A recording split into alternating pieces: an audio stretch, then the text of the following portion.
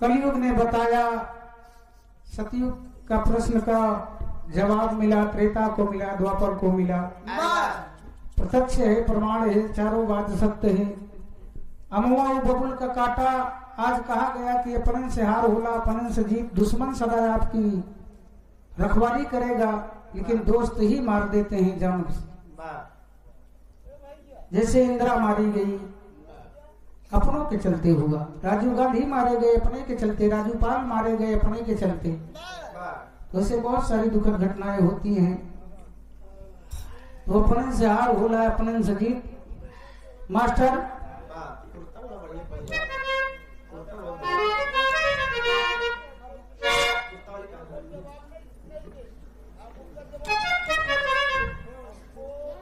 एक जने गए ससुरारी, तैयारी एकदम बनी गई। जाए लगे तो महतारी से कहन अम्मा कहते तो जाए ले आई कहन बेटवा जा तहा तनी सहूर से जाया। कायदे के अंगा उंगा पहिर के कहन कपड़ा तो नवा माई कौनो नहीं बा, वह जो भी आए कुर्ता पैजामा सी आए रहे तई। हाँ कहन वह कुर्तवा बा वह पखार देते ना हो तो सुबह हम भरे में सूख जा तो तड़के हम निकल जाए। कहन बेटवा जब जाते ही आते एक आध चीज नवा पहिर के जा। कहन कल ही जाए के बाद इतनी जल्दी कौन कपड़ा तैयार हो सकत।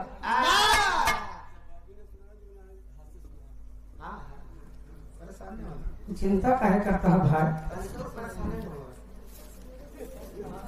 कहन करी का बनिया के दुकानी पे महतारी से 15 रुपया लेहन गए। कहन चच्चा महाजन दुकानी पे कहन कोनो कैसा कपड़ा देते हैं? पटरादार। हाँ काजे का काम हो जात। कहन पटरादार का कर दे। कहन हमारे पास कुर्ता बा, नीचे वाला पोर्शन सियावे के बाद बनिया नाम जोक के इनका 2 मीटर कपड़ा काट के दे दे। कहन एमन जल्दी कौन आइटम बन सका था। कहन एक टेलर बता सका था। दर्जी की दुकानी में पहुंचे, कहन उसी अरदास उरदास करें। कहन बड़ा काम चलत बा, ध्यान मिले आज नहीं। कहन सियाई चाहे 2-4 रुपया बढ़ा के ले ले, लेकिन तैयारी कराम ससुरारी जाए के बा। टेलर कहा देखा जल्दबाजी में केवल एक कपड़ा हम जल्दी सी सकी। कहन चड्ढी हम बनाई था, जल्दी में चड्ढी में जुआड़ हो सका। तो कहन ठीक पर 2 मीटर में कोई चड्ढी हो जाए ना। कहन हाँ, अब चड्ढी सिल दिया लेके आए न, कई चड्ढी पहन के नहाई ले। अब महतारी से कहन माई जल्दी से कुछ बनाओ, दवाई ले खाई ले जाई ससुरारी। और कई चड्ढी जब पोका करे न तो कई वाली पहन ले न, कई पखार के ओका गाड़ के डाई दे कि झंझार जाए बहन ले चला बेटा ससुरारी में काम दे। अब कुर्ता भी है वाला पहन के जल्दी जल्दी में खान पियन मुड़े पर चड्ढी धई के जो पहन के नहाए रहे। आ कुर्ता चड्ढी पहरे सरसर जवान चला जाता है। सोचा था कि सबसे पहले हमार सरवैनी ने आई। और जब आई तो कही जीजा पानी पी ले, कही दे। फिर हमार सरहा जी आई, जब कहे का मेहमान काहे गुस्सा नहा अब देखे ना। बैठा आराम से, जब कहीं मेहमान पानी सानी पिया तो कही दे। अब यही सोचत बा कि ऐसे सास आई। बारी बारी जितना लोग हैं जब पानी के पियन बस यही करब, तब भरे में हवा का झोंका बौड़र आई, चड्ढी मुड़े पर से उड़ी। अब कई चड्ढी मुड़े पर से उड़ के चली गई हवा के झोंका में। अब वो सोचता ही जात बा कि पहले सरवाई ने आई, फिर हमार सरहा जी आई, फिर सास आई। पानी हम तबई पिया जब हमार मलकिनिया आई। अब सोचत भाई है वो मगर चड्ढी के होश ही ना बा। धीरे धीरे ससुरारी एकदम निराई की तो बड़ा के नाला भैया बहत रहा। कहा राम एका सारे का तो हम पार न कही पाओ। कहन कहूँ जतन लगाई, अब लगा पानी में हिले तो लगा कुर्ता बटोर। धीरे धीरे कैसे बटोरत रहा? अरे ऐसे हो, ऐसे कुर्ता पहले इतने पानी में गवा, फिर इतने में गा, अब लगा बटोरे कि कुर्ता सार भी गई न का बटोरे जात बा। सिकोरत यहाँ तक लिया। कहा राम चड्ढियों भीग जाई। अगली बगली ताके कहा कि आवत होत नहीं। तो पार पार करस नाला अब पार जब कई गवा तो कहे कि चढ़िया भीग व कुर्तो सार भीग जाए तो करस का ये क्योंकि ताक माक लगा देखे कहा एक काम करी चढ़िया न हो ढाई लेते ही मुड़वा पर ना है चल भरन झंझा की ससुरजिया पहुंच जावे तो हुआ ये सारे के पहिर ले। अरे वाह अब इतना काम कई के गारवर के मुड़े पर ढाई के चल दिया जवान सोचत बा कि पहले हमार हाँ ससुरारी आई और सरहाजी नहीं आई सरवैनी नहीं आई अब वही एक लाइन गीत में मास्टर कि तोहर नाम लइके कि सहा नहीं जाए हाय अरे सहा नहीं जाए मुझसे सखियन का ताना तोहर नाम लइके छोड़ा है जमाना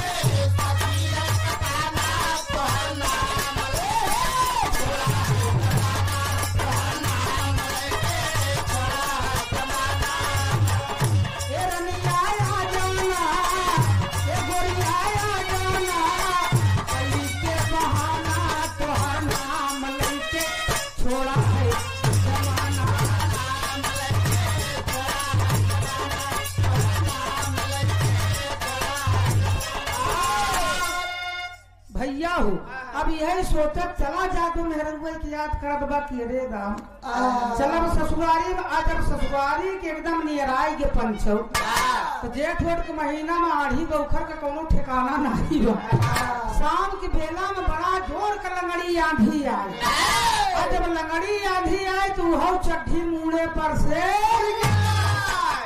उड़ी गई। अब पहुंच गया ससुरारी में तो देखे तो सड़वाइन दुआरे हुए संध्या के टाइम मार फुसवार हो गिरा ये अलमजात वही लेके झाड़ू बहारत रहा है देखे बड़ी जोर चिल्लाए कहा माई रे माई तो माता जी उनके सासू गोसाई जाता पले के दुई धरा पिसान बैठी गेहूं बैठी रहा आटा पीसे कहन का भा कहन अरे जीजा आई है जीजा कहन मेहमान कहन हाँ मेहमान कहन जीजा आई है कहन मिट्टी मछिया दे दे बैठा अब आई सड़वाइन के देहे से मचिया चिया कहा ले जीजा बैठा अब खड़ा है यहाँ तक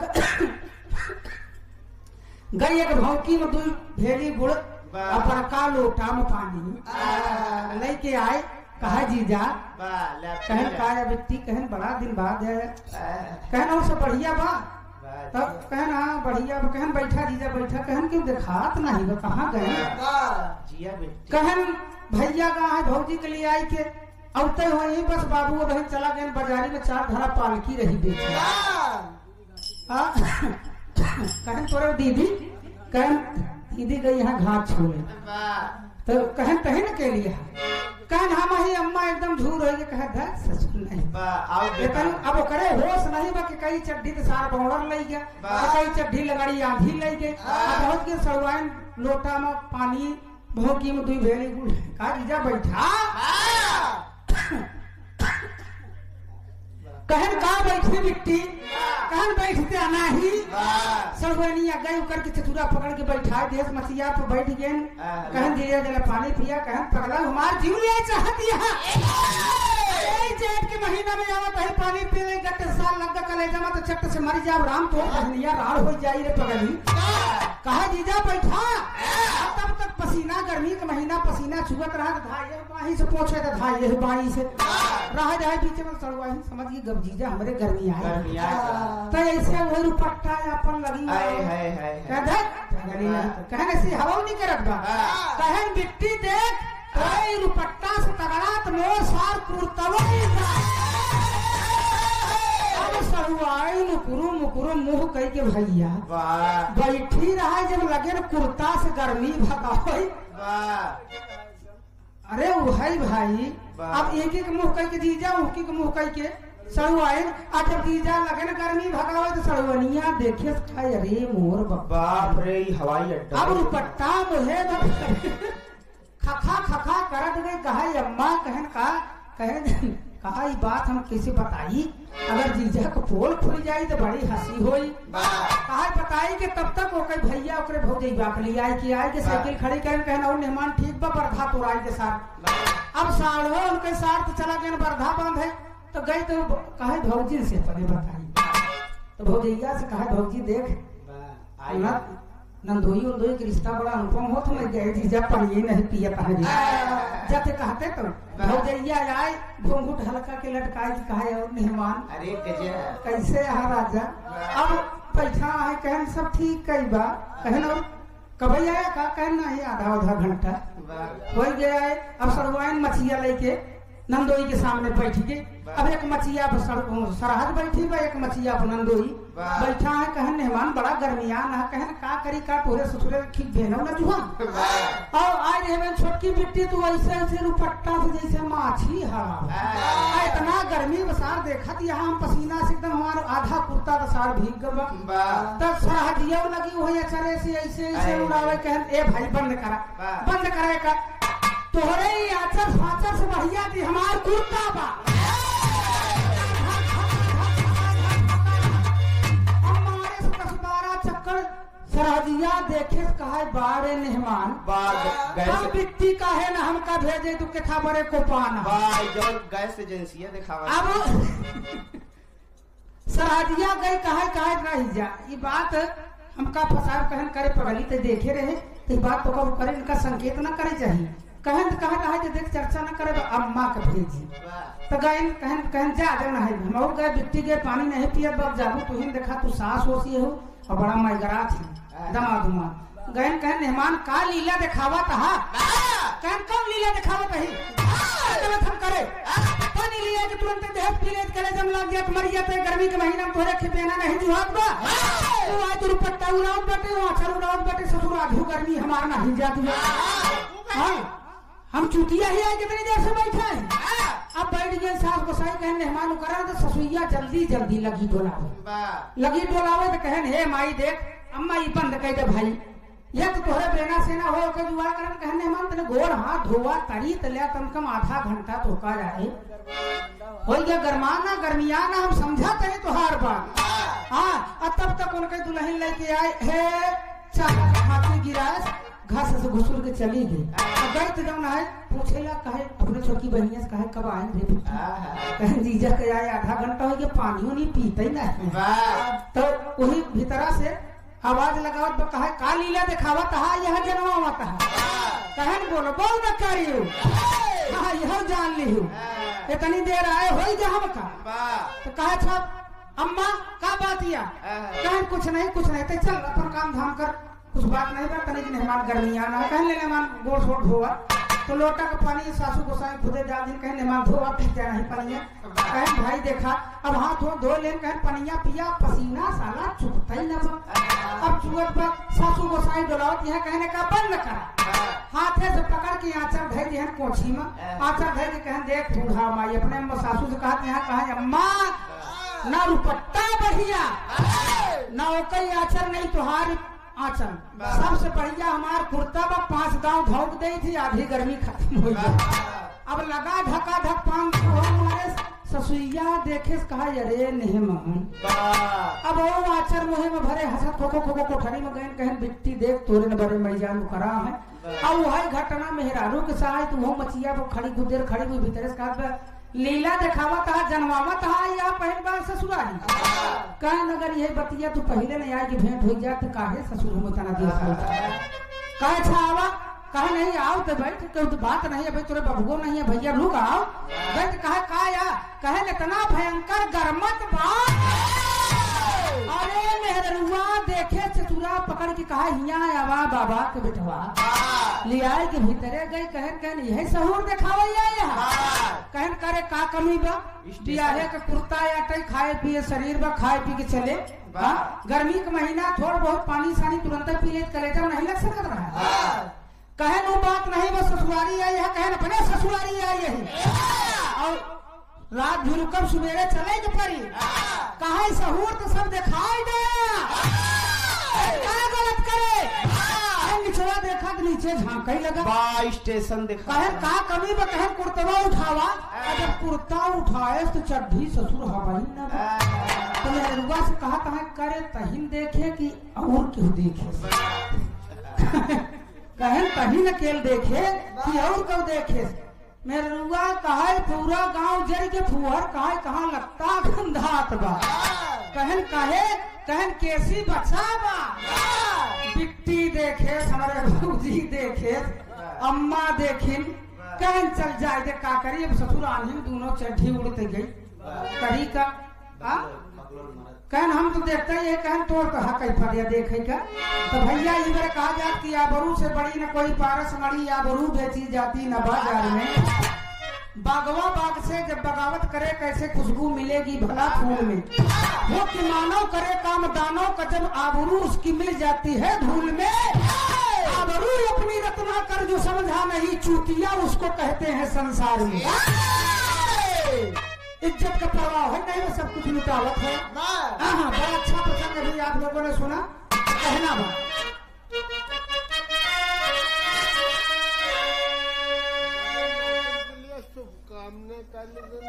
अच्छा आप छजा श्री घर मलिकार महोदय जी से नातिन कया जी पूर्णमासी पासी जी की ओर से दीर्घायु हो उस बच्ची का बाढ़े दौड़े कुल का नाम रोशन करें। बेटवा 2 कुल तारा थे तो बिटिया 3 कुल का तारनहार है बाबू। बेटवा अगर हमारे लोग के जैसे जितना औलाद जे पैदा करे और अगर कोनो मेहरारू के 4 ठे बिटिया अगर होगी तो बेचारी के ससुरे से लेके नैहरे तक जौन दुर्दशा रहा था भगवान नहीं जाने। और अगर कहूँ 4 बेटवा पैदा कर दे बना तो जना उनके धोती स्वर्ग में झुराती है। एक घर में 2 पतो हुआ ने कहे कि 2 बेटवा हो गया, कहे कि 3 ठे बिटिया हुई। अब बूढ़ो माई करे कर लगिन कहने ना का देखा बाबा के बिटिया जई बार इनके होता है बिटिया ओकर मान सम्मान कम होगी जकर बेटवा ओकर ज्यादा हो जाला। हाँ बिटिया अगर 4 ठे होगी तो क्यों पूछे कहन का से मलकिनिया का बहन का भजा। फिर बिटिया भजे से उनके मुड़े पुलिया कि हमने कुंटल का सरिया गान दे। अब बेटवा होगी ना मोछा पताव दे के खेखार के गए 65 बा कस गाय कितना पैसे लेगा विवाह करावेगा यार। हाँ 70 रुपया 70 वाली पकड़े और आन कहने के दिन हमारे गांव में हो कैसे कहानी रहा कहन गान फला तारीख के यार हमारे जो है छठिया है और तोहरे भौजी के 50 बार माफ करी। कहन 4 ठे बिटिया भैन यार उड़िया गए भगवान का लहान बैठा है। अब गिरी बेटवा भगा बतावा कितना पैसा लेबे। हम कहे भाई मन में सोचे हमके का यार बिटिया 3 कुल तारा थी उनके गाँव का भवन खुशी मनाया। बेटवा हो गया कहन यार कुल का दीपक हमके कहा का बिटिया कुल का दीपक नहीं है कौने माने में बिटिया पीछे है भाई हरे। तो बेटवा 2 कुल तारा थी बिटिया 3 कुल का तारनहार दीर गया वो कुल का नाम रोशन करे आने वाली भविष्य की पीढ़ी आप सबका सम्मान बढ़े। सकल पंच के पहले की प्रणाम है। 100 रुपया भोर के बेला में चरण वंदन बा और कार्यक्रम भी धीरे धीरे बस 5-7 मिनट में एक गीत के बाद कार्यक्रम का समापन होगा। कहना बा देखा भाई एक कंफर्म बात भाई सोना जी बताएं तो चलते चलते कहना है कि भजन तोरी ढाल बनी बा भजन तोरी ढाल बनी है शांति बनी है तलवार भजन तोरी ढाल बनी है शांति बनी है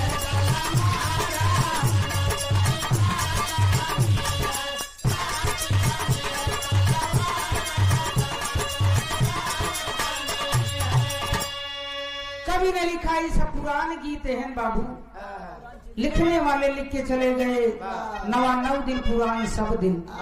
पुरान चीज में बड़ा दम होता जैसे पुरान चाउर पुरान दारू पुरान मेहरारू यो सही कहा। पुरान दारू और जैसे रहा जितने पुरान रहा उतना कहा बड़ा टाप चढ़ा था। हाँ अब पुरान मेहरारू भाई घर में अगर बूढ़ बुढ़िया अगर रहे पुरानिया बाटे में समझ लग दुआरे का रखवारी बा। अज्ञान मिलता है कि एकाएश करे चाहिए एकावश करे चाहिए। हाँ तो बड़े घरे में एक बुढ़िया को जरूरत बा। तो सही कहा बेली भाई कि पुरान मेहरारू को बड़ा महत्व बा। जैसे पुरान दारू पुरान मेहरारू पुरान गुड़ तो कैसे बड़ा पुरान गुड़ वगैरह खाए ले पहले में तो गुड़ खाए ले 4 भेली तो पचबे न करे तो चीज शुरू हो जाए। हाँ सब पैसा गुड़ चला भाई पहले देसी के गुड़ चले तो ये सीजन में फेर ले तो साल भी खाए। अब मेहनत मजदूरी कही कि आवे कहा दी भेली चाह भेले पूरी शरीर के कहना निकल ही जाए।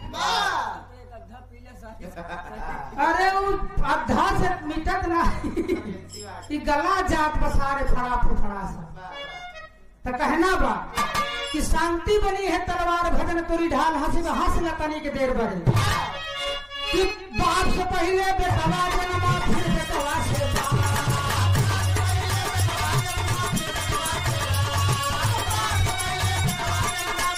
और करी है आप सब जैसे वहां अचरज सुना ना वैसे अचरज के बाद हम बतावत हैं कि बाप से पहले बेटवा जन्मा फिर बेटवा से बाप अरे राजा नहीं जब फिर घोड़िया नाती पर सत भाट भजन तोरी ढाल बनी शान की बनी है तलवार भजन तोरी ढाल बनी।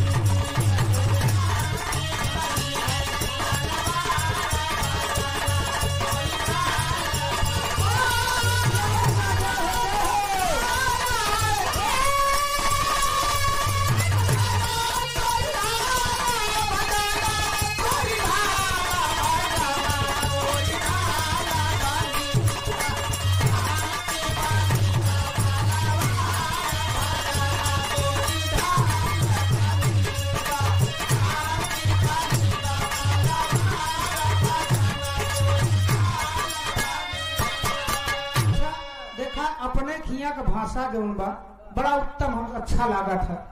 हाँ और यही के तने की भदोही साइड मिर्जा उर्जा फुकती चला जा तो उनकी जैसे अपने लोग खिया कहा थी कि कस भाई खाया तो हाँ खाए वही दिन कहे हाँ भाई खाए तो कहे चला ओलारा तो चला ओलारा का मतलब ओलरी जा। अब यहाँ मिर्जापुर जा भदोही साइड बनारस कहती तो कहे एह लंगे ओह लंगे एक मतलब कि एह लंगे आवा ओ लंगे जा तो ये लंगे उंगे ओहर चला था अतनी कहती बनार ओथा चला था प्रतापगढ़ सुल्तानपुर कहती कहीं एह मूर ओह मूर। एक गांव गया थी कि भाते में गए बिरहा गावे तो हम समझ न पावा हम के का सारे के मूर कहा जाता तो एक थी दादा आन कहन कहन बेटवा एह मूर तो हम सोचा मूड़े का कहा थे का तो संकारन कहे समझ नहीं पावत है का हम के नहीं दादा कहन एह मूर का मतलब इनकी आवा हम के एका सारे के मूर कहा जाता यह मूर ओह मूर।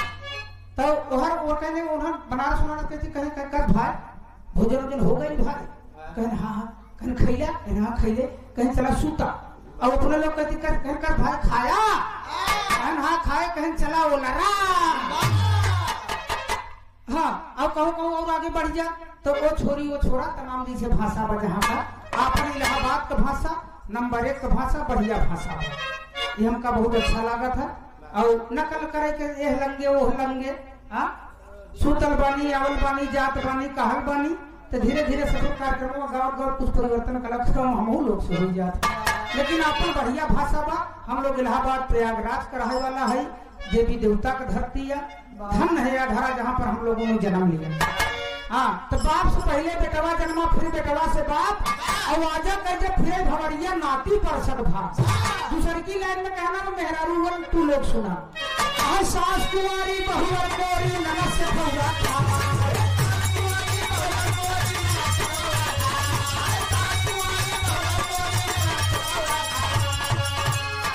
सास कुंवारी बहुलर कोरी सास कुंवारी बहुलर कोरी ननस ठरुआ खाए अब देखने वाली के लड़का होगा अरे बाझपिया आवत जाए भजन तोरी ढाल बनी पान की बनी है तलवार भजन तोरी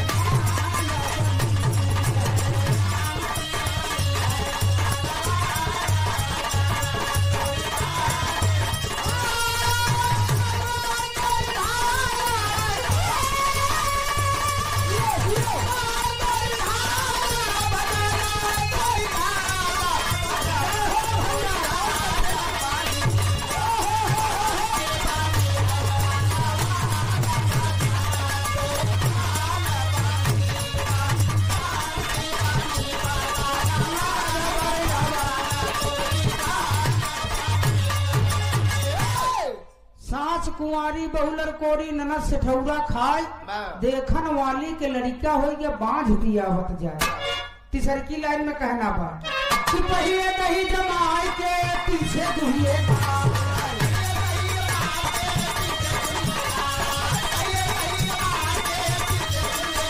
पहले दही जमाई के पीछे दुहिए गाय अब बछड़ा गाय के पेट में बाटे अरे माखन हाथ बिकाय हो।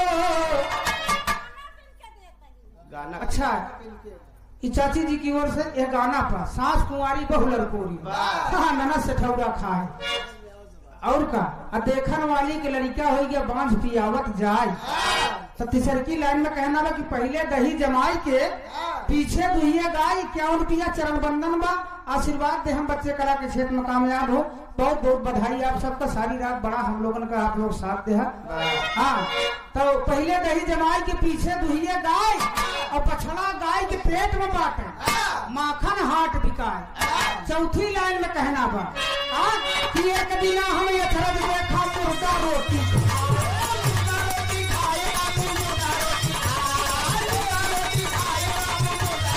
अरे बोलाए से कुछ बोले ना तुम्हारे से चिचियाई रे भजना तोरी ढाल कान की बनी है तलवार भजना तोरी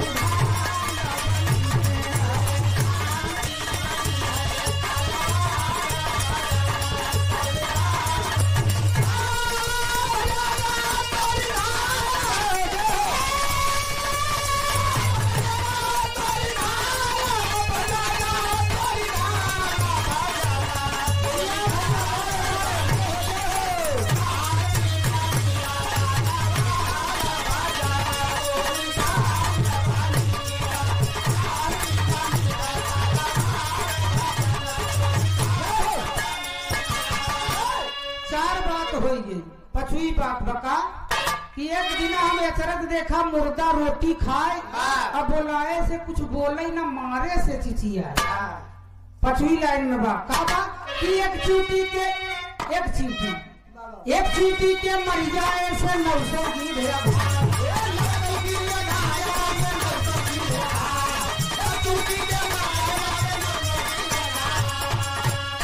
एक चींटी के मर जाए से 900 गीध है घाय। अरे कुछ खाए कुछ भैया बहावे अरे राम मुस्काय हो भजना तोरी ढाल बन शानती बनी है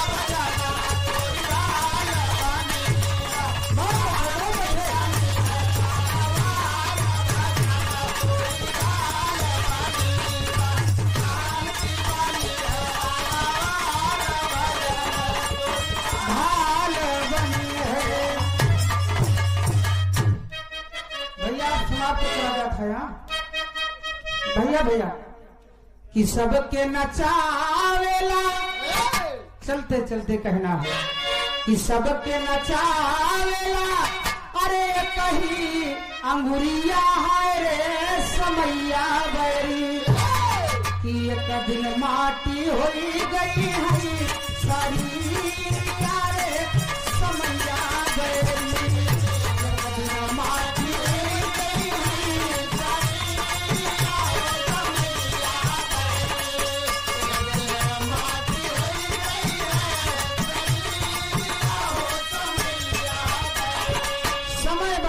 का चाहे जौने रूप में रहे जौने रूप में ढाल दे सब समय करता है।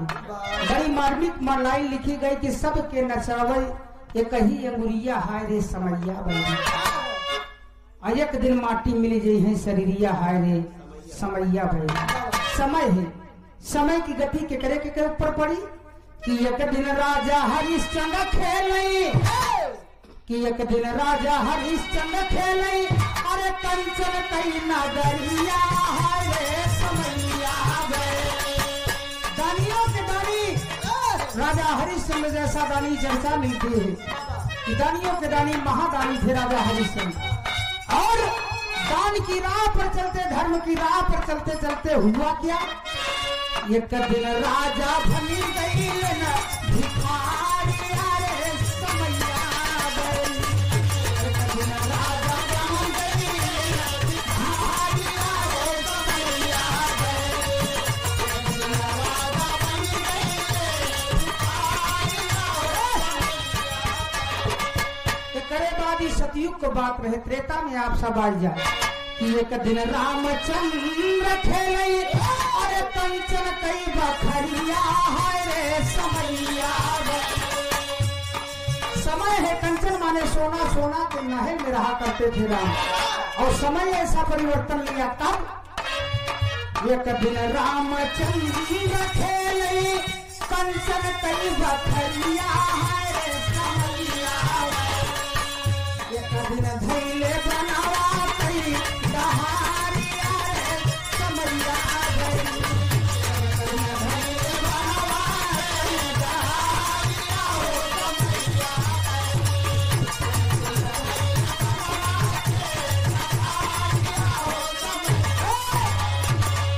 सब समय है बाबू।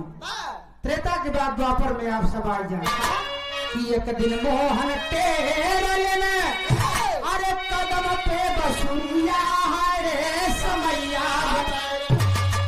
क्या लीला थी 16 कली अवतारी, 16 कला अवतारी कुंवर कन्हैया कृष्ण की। एक दिन गोपिकाओं के साथ, अब लोग यूं चर्चा मिला था कि भगवान के 16,108 मेहरारू। हाँ, काम हुआ झांके करे है, नंबर कब लागत रहा है कि मेहरारू के लगे। हाँ, कन्हैया के कहन 16,108 मेहरारू।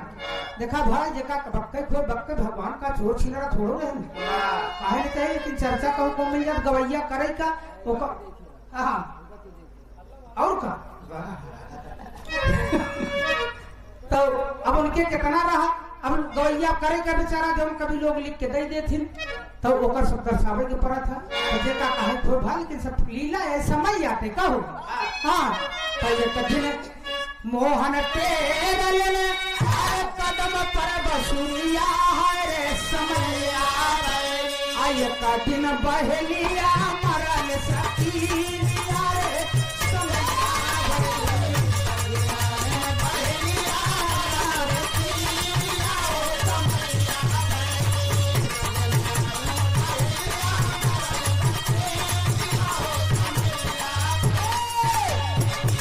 कलयुग में कहना है कि एक दिन इंदिरा फूलन खेवई, एक गरीब के बिटिया फूलन देवी मल्ला के घर में जन्म लिया बाबू। बचपन से लेकर के इतना बड़ा अत्याचार पूरा समाज जानता है। प्रथम पति से प्रताड़ित के साथ साथ 21 लोगों ने बलात्कार को किया, मर्यादा को लूट किया। समय ने परिवर्तन लिया और रक्षा मंत्री, जेल मंत्री जब नेता मुलायम सिंह यादव जी बने तो सर्वप्रथम उन्होंने महिला आरक्षण पर नजर उठाया और जेल में जो कि एक निर्दोष अपने इज्जत का बदला केवल लिया था, गोली मारा था 21 दरिंदों को। जेल की नजर पड़ी और उन्होंने फूलन देवी को पूरे मुकदमे को खारिज करवा करके जेल से रिहा कराया। और एक निर्धन नहीं धनवान के घर में जन्म लिया। देश की पहली प्रधानमंत्री इंदिरा गांधी जी की चर्चा है कि एक दिन फूलन इंदिरा खेवई अरे देशवा कई नवरिया है रे समैया भई। एक दिन छलनी होई गई न शरीरिया रे समैया। एक दिन छलनी होई गई न शरीरिया रे समैया।